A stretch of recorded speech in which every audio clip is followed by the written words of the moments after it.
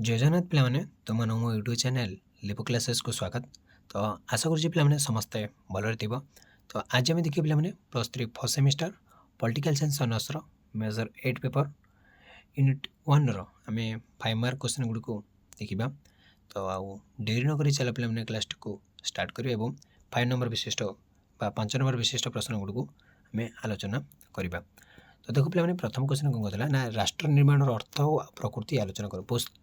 ପିଲାମାନେ କ'ଣ most important question ଗୋଟିଏ। ତ ଦେଖିବା ରାଷ୍ଟ୍ର ନିର୍ମାଣ ହେଉଛି ଏକ ସଚେତନ ଯୋଜନାବଦ୍ଧ ରାଜନୈତିକ ପ୍ରକ୍ରିୟା ଯାହା ରାଷ୍ଟ୍ରର ସର୍ବବିଧ ମଙ୍ଗଳ କାମନା କରେ। ତ ରାଷ୍ଟ୍ର ନିର୍ମାଣ ହେଉଛି ଗୋଟେ ପିଲାମାନେ କ'ଣ ଗୋଟେ ସଚେତନ ଗୋଟେ ଯୋଜନାବଦ୍ଧ ରାଜନୈତିକ ପ୍ରକ୍ରିୟା ଯାହାକି ରାଷ୍ଟ୍ରର ସର୍ବବିଧ ମଙ୍ଗଳ କାମନା କରିଥାଏ। ଏହା ଏକ ମନ୍ଥର ଜଟିଳ ଧାରାବାହିକ ଓ କଷ୍ଟସାଧ୍ୟ ପ୍ରକ୍ରିୟା ମାତ୍ର ଏକ ସମୟବଦ୍ଧ ଯୋଜନା ନୁହେଁ। ଏଇଟା ଗୋଟେ ସମୟବଦ୍ଧ ଯୋଜନା ନୁହେଁ କିନ୍ତୁ ଏଇଟା ଗୋଟେ ମନ୍ଥର ଜଟିଳ ଏବଂ ଧାରାବାହିକ ପ୍ରକ୍ରିୟା ହେଲା। ରାଷ୍ଟ୍ର ନିର୍ମାଣ ସମାଜର ଗୁଣାତ୍ମକ ପରିବର୍ତ୍ତନ ଉପରେ ଅଧିକ ଗୁରୁତ୍ୱ ପ୍ରଦାନ କରେ। ଏହା ଭାବଗତ ସଂହତି ସହିତ ବସ୍ତୁଗତ ବିକାଶ ଏକତ୍ର ହାସଲ କରିବାକୁ ଚାହେଁ। ରାଜନୈତିକ ରାଷ୍ଟ୍ର ଓ ଆବେଗମୟ ଜାତୀୟତାର ମିଶ୍ରଣ ଫଳରେ ଆଧୁନିକ ରାଷ୍ଟ୍ର ବା ଜାତି ରାଷ୍ଟ୍ର ନିର୍ମାଣ କରିବା ପାଇଁ ରାଷ୍ଟ୍ର ନିର୍ମାଣର ଲକ୍ଷ୍ୟ। ତ ଗୋଟେ ଆଧୁନିକ ରାଷ୍ଟ୍ର ବା ଜାତି ନିର୍ମାଣ କରିବା ହେଉଛି ରାଷ୍ଟ୍ର ନିର୍ମାଣର ଲକ୍ଷ୍ୟ। ବିକ୍ଷିପ୍ତ ହୋଇ ପଡ଼ିଥିବା ଇଟା ବା ପଥରଖଣ୍ଡମାନଙ୍କୁ ଯୋଡ଼ି ଏକ ନିର୍ଜୀବ ଗୃହ ନିର୍ମାଣ କରାଯାଇପାରେ କିନ୍ତୁ ଏହା ସେତେବେଳେ ପର୍ଯ୍ୟନ୍ତ ସଜୀବ ନିର୍ମାଣର ପୂର୍ଣ୍ଣାଙ୍ଗତା ଲାଭ କରିପାରିବ ନାହିଁ ଯେତେବେଳେ ପର୍ଯ୍ୟନ୍ତ ଏହା ମଧ୍ୟରେ ଏକ ପରିବାର ହସ ଖୁସିରେ ସଫଳ ଜୀବନଯାପନ କରନ୍ତି ନାହିଁ ହେଲା। ତ ଆମେ ଇଟା ପଥରକୁ ଆମେ ତ ଗୋଟେ ଘର ତିଆରି କରିପାରିବା ନିର୍ଜୀବ କିନ୍ତୁ ସେତେବେଳେ ଆମେ ତାକୁ ସଜୀବରେ କେତେବେଳେ ପରିଣତ କରିବା ଯେତେବେଳେ ପର୍ଯ୍ୟନ୍ତ ଏଥିରେ ଗୋଟେ କ'ଣ ପରିବାର ହସ ଖୁସିରେ ଜୀବନଯାପନ କରେ ନାହିଁ। ଇଟା ପଥର ଗୃହ ଏକ ନରକଙ୍କାର ପରି ଯାହା ପୂର୍ଣ୍ଣାଙ୍ଗ ଶରୀର ରୂପେ ବିଦ୍ୟମାନ ହେବା ପାଇଁ ଭାବଗତ ଓ ଆବେଗିକ ଐକ୍ୟତା ବସ୍ତୁବାଦୀ ବିକାଶ ରୂପୀ ରକ୍ତ ଓ ମାଂସ ଆବଶ୍ୟକ କରେ। ରାଷ୍ଟ୍ର ନିର୍ମାଣ କେବଳ ଉପଲବ୍ଧ ପ୍ରାକୃତିକ ସମ୍ବଳ ଉପରେ ନିର୍ଭରଶୀଳ ନୁହେଁ ଏଥିପାଇଁ ଜନସାଧାରଣଙ୍କ ଦୃଢ଼ ସଂକଳ୍ପ ଓ କାର୍ଯ୍ୟକୌଶଳ ମଧ୍ୟ ଆବଶ୍ୟକ। ତ ଆମେ କେବଳ ପ୍ରାକୃତିକ ସମ୍ବଳ ଉପରେ ଯଦି ନିର୍ଭରଶୀଳ କରିବା ସେଇଟା ନୁହେଁ ପିଲାମାନେ, ସେଇଟା ଆମର କ'ଣ ଜନସାଧାରଣଙ୍କ ଦୃଢ଼ ସଂକଳ୍ପ କାର୍ଯ୍ୟକୌଶଳ ମାଧ୍ୟମରେ ସେଇଟା ଆବଶ୍ୟକ। ଜନସାଧାରଣଙ୍କ ସକ୍ରିୟ ସହଯୋଗ ଓ ସ୍ୱଚ୍ଛାକୃତ ଅଂଶଗ୍ରହଣ ବିନା ରାଷ୍ଟ୍ର ନିର୍ମାଣ ସଫଳ ହୋଇପାରେ ନାହିଁ। ତେଣୁ ରାଷ୍ଟ୍ର ନିର୍ମାଣ ଉଭୟ ଆଙ୍ଗିକ ଓ ଆତ୍ମିକ ନିର୍ମାଣର ଗୋଟେ ସଫଳ ସମାହାର।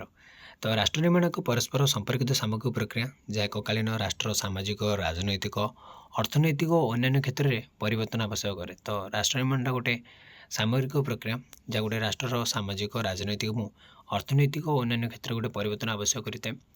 ତେଣୁ ରାଷ୍ଟ୍ର ନିର୍ମାଣ କହିଲେ ସାମରିକ ଭାବେ ରାଜ୍ୟ ନିର୍ମାଣ ସରକାର ନିର୍ମାଣ ଅର୍ଥନୀତି ନିର୍ମାଣ ସମାଜ ନିର୍ମାଣ ଏବଂ ନାଗରିକ ନିର୍ମାଣକୁ ବୁଝାଇବା।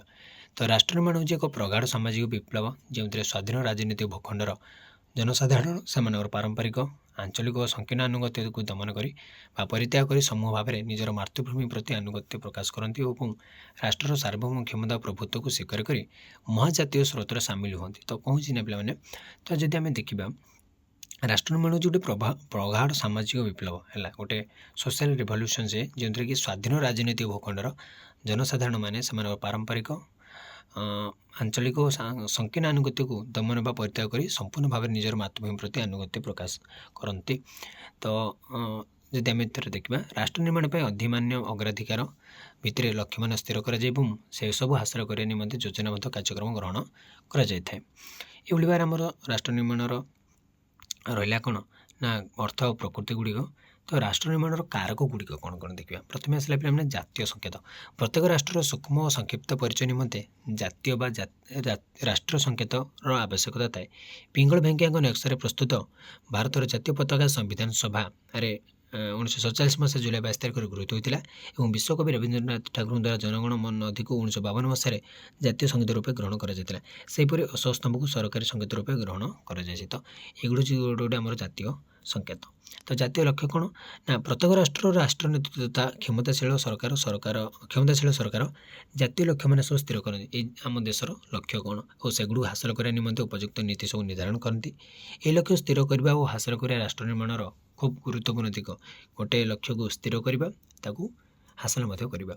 ଜବାହରଲାଲ ନେହେରୁଙ୍କ ସମେତ ଭାରତୀୟ ସାଧାରଣତନ୍ତ୍ରର ପ୍ରତିଷ୍ଠାଗଣ ଗଣତନ୍ତ୍ର ସମାଜବାଦ ଓ ଧର୍ମନିରପେକ୍ଷତାବାଦକୁ ରାଷ୍ଟ୍ରର ପ୍ରମୁଖ ରୂପେ ବାଛିଥିଲେ। ତାପରେ ଆସିଲା ସୁଦୀର୍ଘ ନେତୃତ୍ୱ ଲିଡରସିପ୍ ମଧ୍ୟ ଦରକାର ପିଲାମାନେ। ରାଷ୍ଟ୍ର ନେତୃତ୍ୱ ରାଷ୍ଟ୍ର ନିର୍ମାଣର ଦିଗ ପାରଣୀ ସଦୃଶ। ଏହି ନେତୃତ୍ୱ ନିଃସ୍ୱାର୍ଥପର ଉତ୍ସର୍ଗୀକୃତ ସକ୍ରିୟ ଓ ସୃଜନଶୀଳ ଓ ଦୂରଦୃଷ୍ଟ ହେଲେ ରାଷ୍ଟ୍ର ନିର୍ମାଣରେ ଏକ ମୂଳୋଦ୍ଦେଶ ବଢ଼ିବା ସହିତ ଆଦର୍ଶ ବିଚାରଧାରା ଓ ପରମ୍ପରା ମୂଲ୍ୟବୋଧ ସୃଷ୍ଟି ହୁଏ। ତ ସୁଦୀର୍ଘ ନେତୃତ୍ୱ ଦ୍ୱାରା ଆମେ କ'ଣ ରାଷ୍ଟ୍ର ନିର୍ମାଣରେ ବହୁତ ଆଗକୁ ଯାଇପାରିବା। ତ ଧାରାବାହିକ ଜନସମର୍ଥନ ଲୋକମାନଙ୍କର ସପୋର୍ଟ ମଧ୍ୟ ଦରକାର। ରାଷ୍ଟ୍ର ନିର୍ମାଣ ପାଇଁ ଏକ ବିଧିସଙ୍ଗତ ଆସନ ବା କର୍ତ୍ତୃପକ୍ଷର ଆବଶ୍ୟକତା ରହିଛି। ସେଥିପାଇଁ ଜନସାଧାରଣଙ୍କ ଭିତ୍ତିସଙ୍ଗତ ଶାସକ ବା କର୍ତ୍ତୃପକ୍ଷର ଆବଶ୍ୟକତା ରହିଛି। ସେଥିପାଇଁ ଜନସାଧାରଣଙ୍କ ଭିତ୍ତିସଙ୍ଗତ ଶାସକ ବା କର୍ତ୍ତୃପକ୍ଷକୁ ଧାରାବାହିକ ବା ସ୍ୱତଃ ପ୍ରବୃତ୍ତି ସମର୍ଥନ ଯୋଗାଇଲେ ଶାସକ କଳ ସ୍ଥିର ହେବ ନାହିଁ। ତ ବ୍ୟାପକ ଲୋକ ଶିକ୍ଷା ମଧ୍ୟ ଦରକାର। ଲୋକମାନଙ୍କୁ ଶିକ୍ଷା ଦେବା ଦରକାର। ଲୋକମାନଙ୍କ ପାଖରେ ଜ୍ଞାନ ଥିବା ଦରକାର। ରାଷ୍ଟ୍ରର ଜନସାଧାରଣ ବ୍ୟାପକ ଭାବରେ ଶିକ୍ଷା ଲାଭ କଲେ ରାଷ୍ଟ୍ରର ଲକ୍ଷ୍ୟ ଆଦର୍ଶ ପରମ୍ପରା ମୂଲ୍ୟବୋଧ ବିଷୟରେ ସଚେତନ ହେବେ ଓ ରାଷ୍ଟ୍ର ନିର୍ମାଣଟା ସହଜ ହେବ। ଭାରତରେ ଶିକ୍ଷାକୁ ବ୍ୟାପକ କରାଯାଇଛି। ପ୍ରାଥମିକ ଶିକ୍ଷାକୁ ମୌଳିକ ଅଧିକାରରେ ପର୍ଯ୍ୟାୟଭୁକ୍ତ କରାଯାଇଛି। ତାପରେ ଆସିଲା ପିଲାମାନଙ୍କର 3 ନମ୍ବର କ୍ୱେଶ୍ଚନ୍, ରାଷ୍ଟ୍ର ନିର୍ମାଣ ପ୍ରତି ଆହ୍ୱାନ ଗୁଡ଼ିକ ଆଲୋଚନା କର। କ'ଣ କ'ଣ ଦେଖିବା? ତ ପ୍ରଥମେ ଆସିଲା ପିଲାମାନଙ୍କର ଜନ ବିସ୍ଫୋରଣ। 2011 ମସିହା ଜନଗଣନା ଅନୁଯାୟୀ ଭାରତର ଲୋକ ସଂଖ୍ୟା 121 କୋଟିରୁ ଉର୍ଦ୍ଧ୍ୱ ହୋଇଥିଲା। କିନ୍ତୁ ଜନସଂଖ୍ୟା ଦୃଷ୍ଟିରୁ ଚୀନକୁ ପଛକୁ ପକାଇ ଭାରତ ବିଶ୍ୱର ଦ୍ୱିତୀୟ ବୃହତ୍ତମ ଦେଶ ହୋଇଥିଲେ ମଧ୍ୟ ଚୀନ ଆପାତତଃ ତାର ଜନସଂଖ୍ୟା ବୃଦ୍ଧିକୁ ରୋକିପାରିଛି। ମାତ୍ର ଭାରତ ସେହି ମାତ୍ରାରେ ସଫଳ ନାହିଁ। କିନ୍ତୁ ବର୍ତ୍ତମାନ ଭାରତ ପୃଥିବୀର ଏକ ନମ୍ବରରେ ଅଛି। ବଟ୍ 2011 ମସିହାରେ ସେ ଦ୍ୱିତୀୟରେ ଥିଲା। କିନ୍ତୁ ଭାରତ ଏବେ ବହୁତ ଜୋରରେ ପପୁଲେସନ୍ ବଢ଼ିବାରେ ଲାଗିଛି। ସେଟାକୁ ଟିକେ କମିବାକୁ ପଡ଼ିବ। ଅସମ ଅର୍ଥନୈତିକ ବିକାଶ।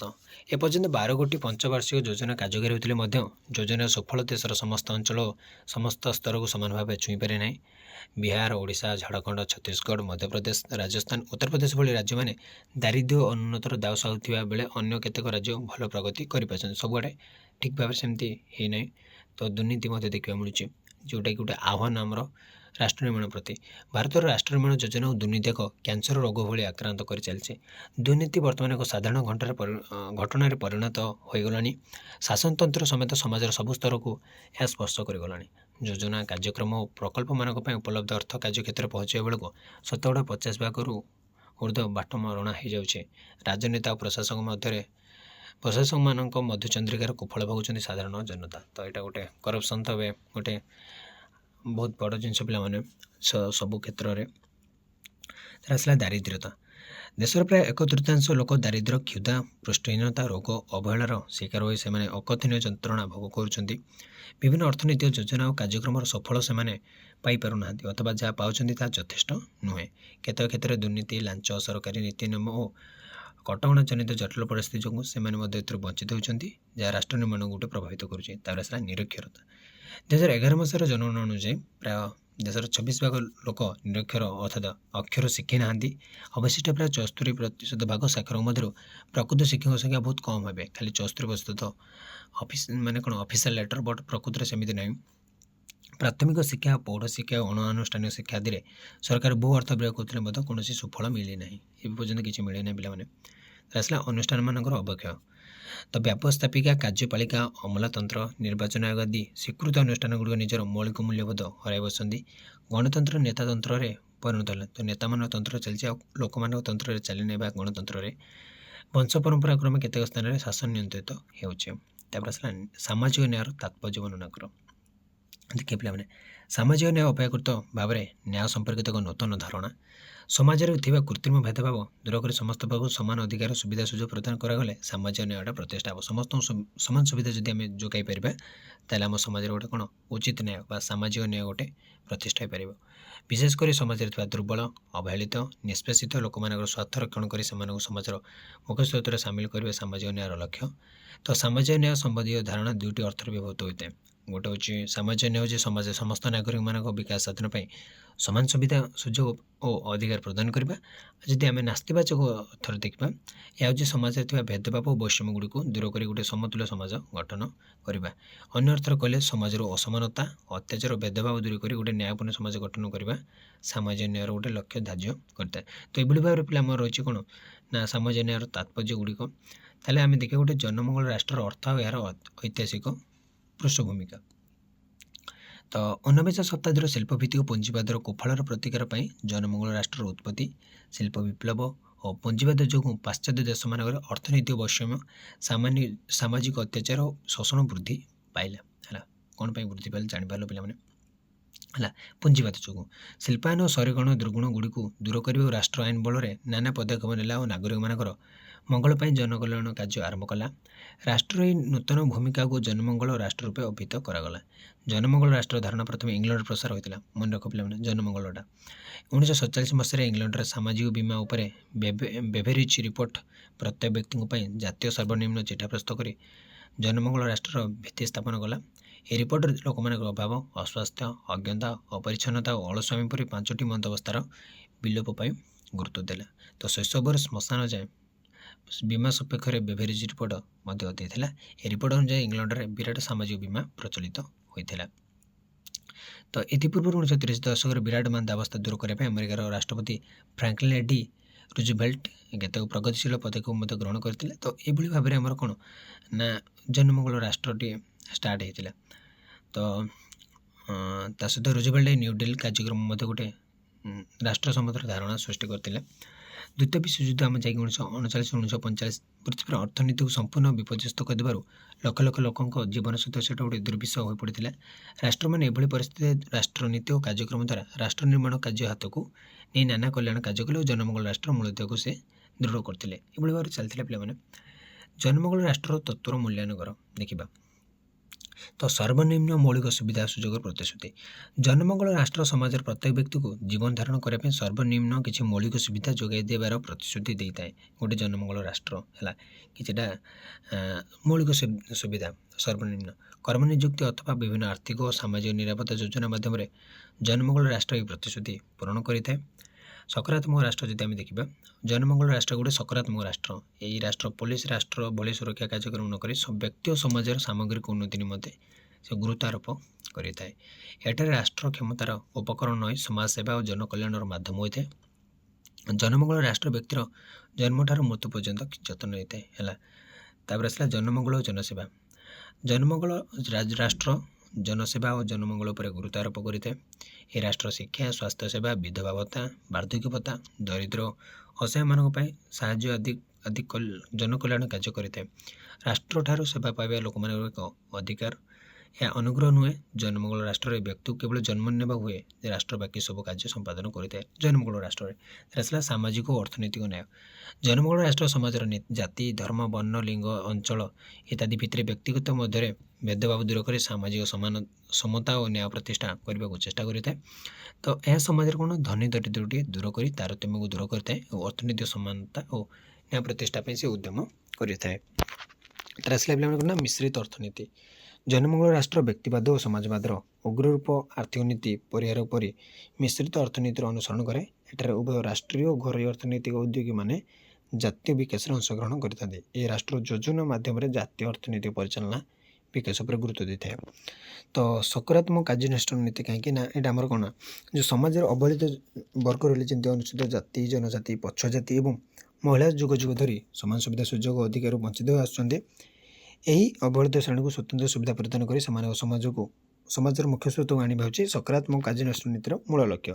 ଏହି କାରଣରୁ ସକାରାତ୍ମକ କାର୍ଯ୍ୟାନୁଷ୍ଠାନ ନୀତି ହେଉଛି ସାମାଜିକ ନ୍ୟାୟ ସିଦ୍ଧାନ୍ତ ଉପରେ ପର୍ଯ୍ୟବେସିତ। କିନ୍ତୁ ଏହି ନୀତିକୁ କେତେକ ବିରୋଧ କରୁଛନ୍ତି ଆଉ କେତେକ ସମର୍ଥନ ମଧ୍ୟ କରୁଛନ୍ତି।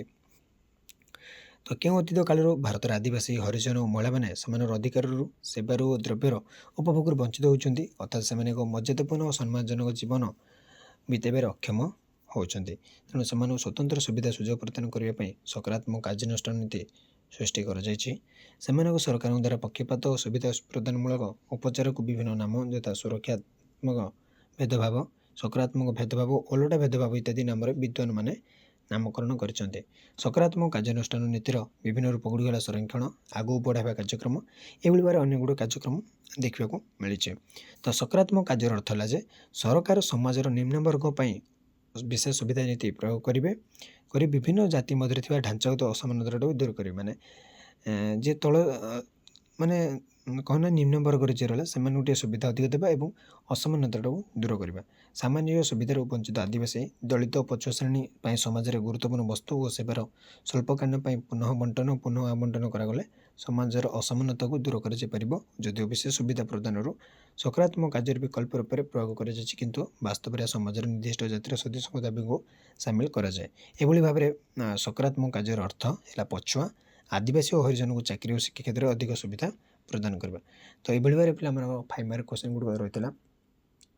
ତ ତ ଆଜି ପାଇଁ ପିଲାମାନେ କ୍ଲାସ୍ଟିକୁ ମୁଁ ଏଇଠି ରଖୁଛି। ପରବର୍ତ୍ତୀ କ୍ଲାସ୍ରେ ଆମେ 8 ମାର୍କ କୋଶ୍ଚିନ୍ ଗୁଡ଼ିକୁ ମଧ୍ୟ ଆଲୋଚନା କରିବା। ତ ରହିଲି, ଜୟ ଜଗନ୍ନାଥ।